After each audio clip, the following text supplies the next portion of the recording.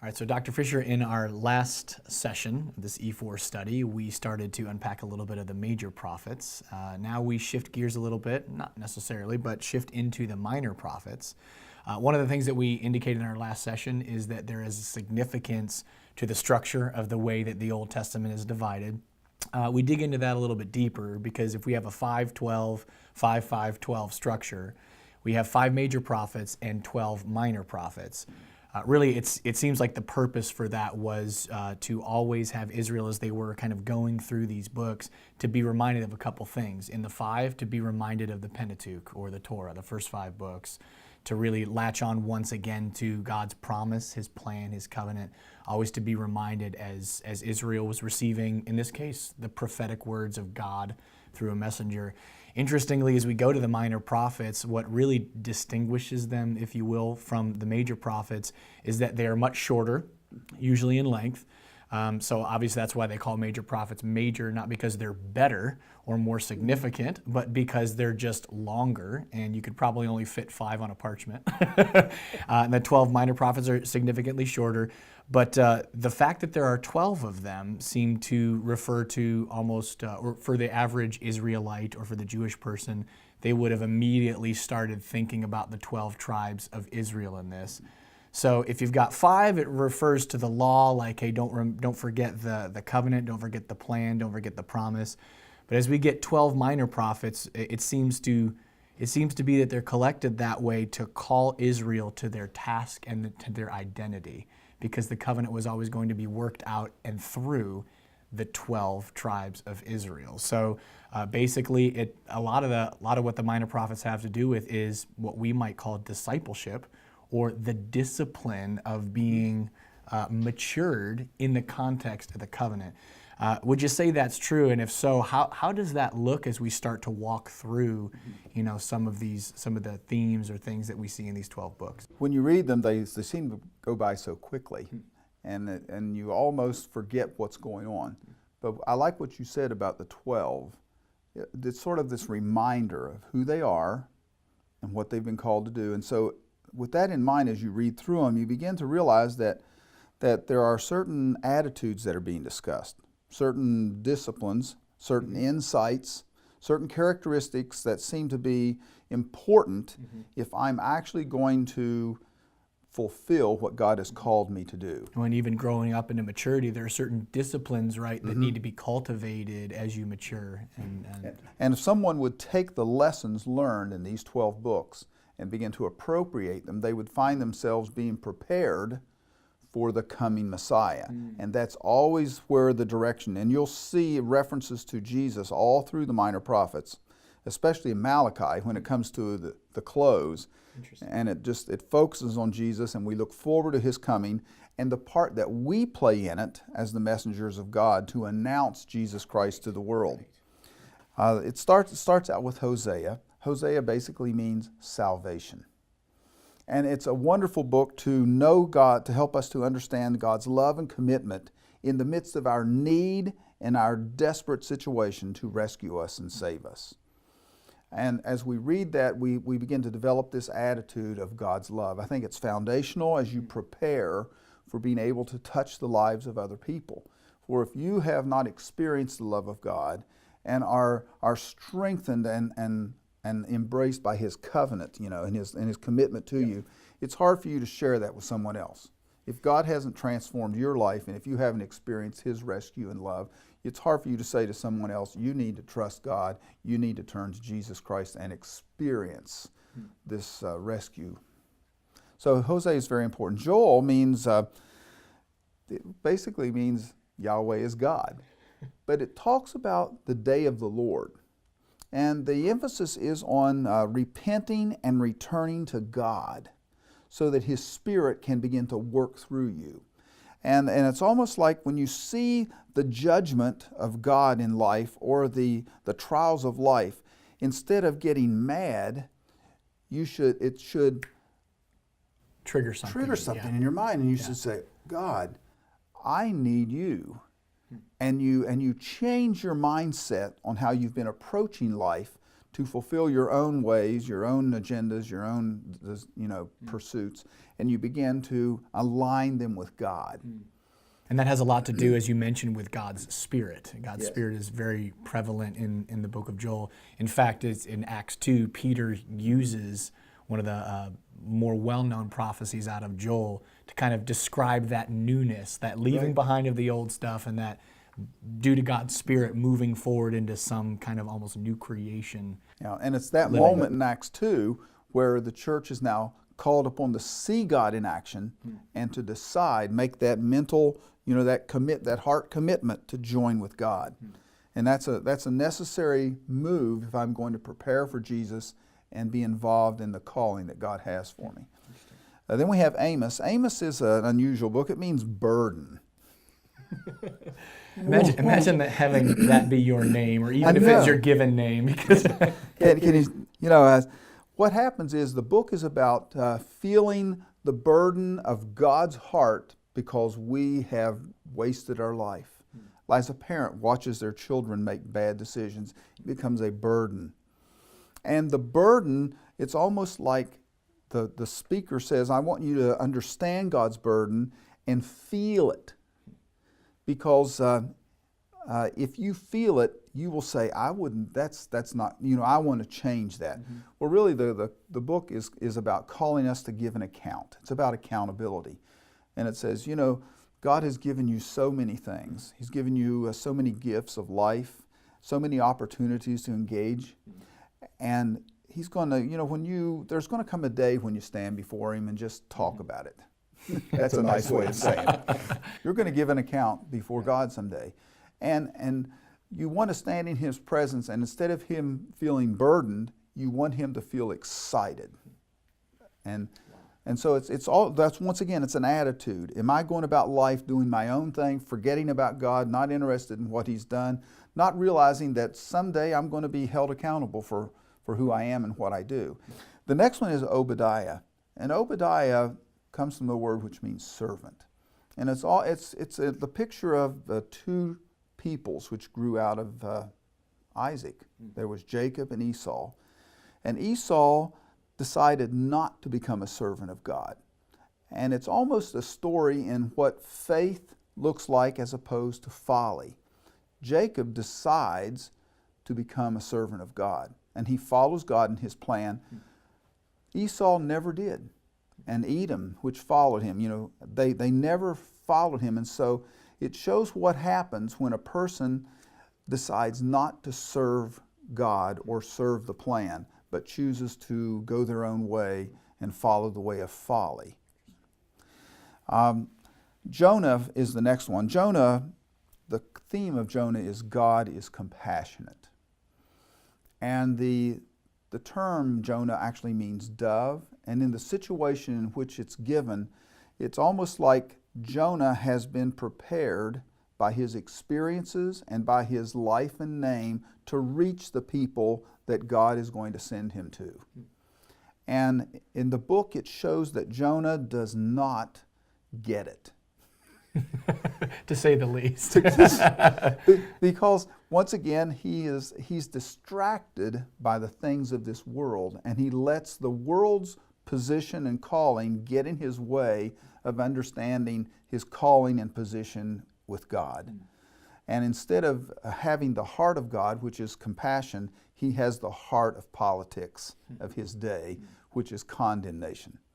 And so he doesn't like that. And so the book of Jonah is to call us to begin to understand God's heart of compassion and to realize that God is preparing us to go to the world. And now that Jesus is here, it's prepared. When He comes, now the opportunity is wide open, and we then begin to go to the Ninevehs and to all of the cities and the nations of the world to proclaim the gospel of Jesus Christ. The next one is Micah. Micah is a great book that talks about, it means likeness and who is like God. And it's almost challenging us to faithfully endure God's discipline as He molds us into His character and likeness. And that's what it's calling us to. As God works with us, even when he gives us his word, if we're not trying to be like God and follow his heart, it's easy for us to substitute religious practice. We could be involved in all of this activity, and we think that because we're busy in this activity, we're somehow accomplishing God's work, which is not correct. And so it's just one of those disciplines, which means accept God's discipline because he's conforming you into his likeness. The next one is Nahum. Nahum's an interesting word. It actually means comfort. Nehemiah, Noah, Nahum. Capernaum, where Jesus lived, was a comfortable place to live. but you know, Nahum means hope. But it's interesting, it's written about the Ninevites, about the Assyrians. And it's almost like saying, God, why haven't you destroyed them? What's going on here? And basically it's a call that God will deal with evil. Now that's important because as we're preparing and disciplining and training ourselves to be with God, we have to trust his justice and his timing because it comes out of his heart, which is difficult for us to appreciate, but he actually loves all of his children, even those who are lost, disobedient, separated from him. But he is going to be just.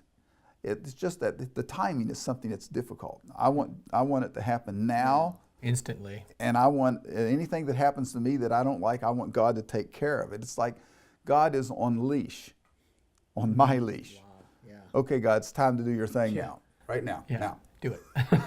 And do it for me. And do it for me, right. I know, of course, when I sin, I don't want him doing it to me. No, not at all. But you know how that goes. But Nahum is, God will deal with evil. But make sure you understand that evil has its place of being dealt with. And our goal, now that we're on God's team, is actually to go and deal with that, rescuing people from evil. The next one is Habakkuk. Habakkuk is one of my favorite ones. Habakkuk means to embrace, or as I like to say, it means to hug back. And so it's the book of faith, and that's what it means to embrace God. And it shows the struggle that we often don't admit goes with developing faith. Because faith means I'm actually committing my future and my life to God in a way that it transforms my present walk. Right. Which impacts the questions that we have, which that is the way the book of Habakkuk is structured. And so 3 questions. Yeah, it does. And it starts out saying, God, where are you in this situation? What in the world are you doing? I don't trust what you're doing. I would do it differently if I were you. And so God begins to talk to him. And through a series of interactions, he shows him, in a sense, how that he comes to the place where he trusts God. And in the end, he goes from the depths of despair to the heights of trust and glory.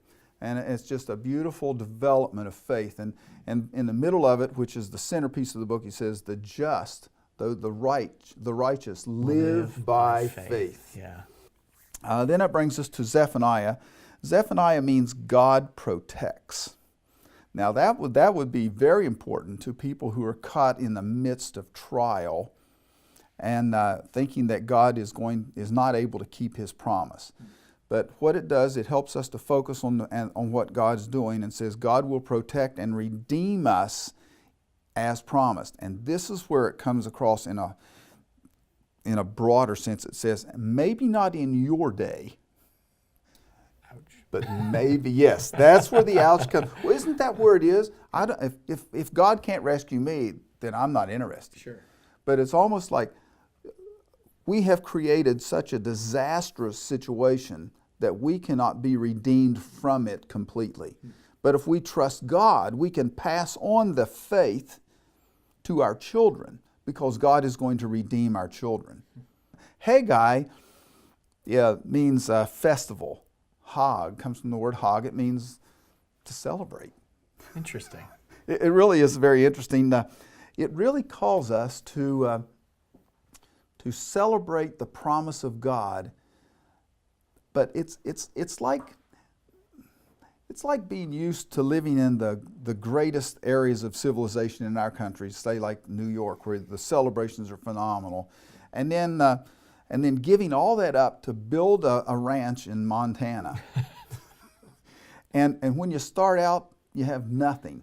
You cleared the land of trees, but you've got this little shack because it took all the time to clear it. And so you're thinking, how in the world can I celebrate God this year? But we're going to celebrate Easter anyway. And we're going to thank Him for what He's done. And you do, and then the next year it develops. The reason I say that is because in the Haggai picks up in the midst of the situation where they've had this glorious temple in the past. In Solomon. It was one of the landmarks of the area. It was beautiful. They felt pride in it. Mm-hmm. And now, when they've come back to the land and they're going to start all over again, they have this little box. It's not even covered with cedar. Matter of fact, they're so upset because all the cedar they brought over to cover it, they've now put in their houses. Yeah. And you go, what's going on They're living here? more opulently, quote unquote, in their houses than major symbol of God's presence in His temple. Yeah. And it's like they've almost let the survival mode of life take over. And they've become selfish, and they celebrate in the local celebrations, but they've forgotten the overall promise of God. Once again, they've forgotten who they are and what God's called them to do, because they want everything to be immediate. Then the Zechariah means God remembers. Zechariah is a great book.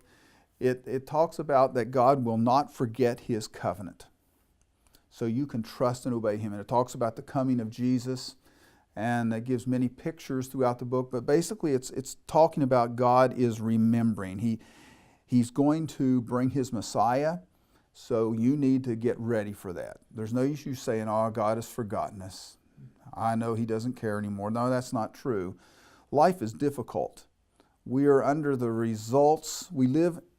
results of bad choices, selfish choices, pushy, dominating choices of other people. We live there.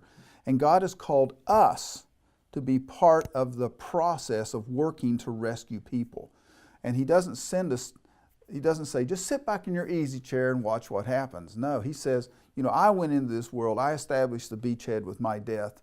Now I would like for you to go against the forces of evil, and we want to rescue mankind.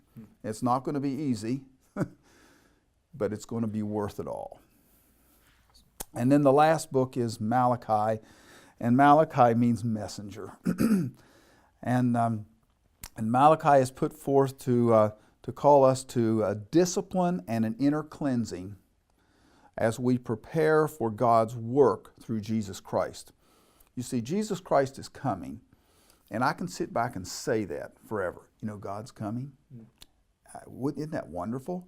But if I never, ever catch vision of how it's part of my life too, and I never prepare for it, it would be like saying, someday, Richard, you're going to be an engineer. All right. I like that. But I never go to college. I never study engineering. I never prepare myself. I don't associate with people who develop that. Am I ever going to be an engineer? No, I'm just fooling myself, because I haven't become a messenger of that. When we're in this passage, the messengers, Israel's the messenger, and they need to prepare for that. John the Baptist, in a sense, which epitomizes Israel in the prophetic realm, he's going to prepare for Jesus Christ, and then Jesus Christ is the messenger. I think of 1 John when I think of this. It says, when Jesus Christ comes, we will be like Him, for we will see Him as He is. And everyone who has this promise purifies himself, because He is pure. And it's almost like saying, when Jesus comes, I want to be like Jesus.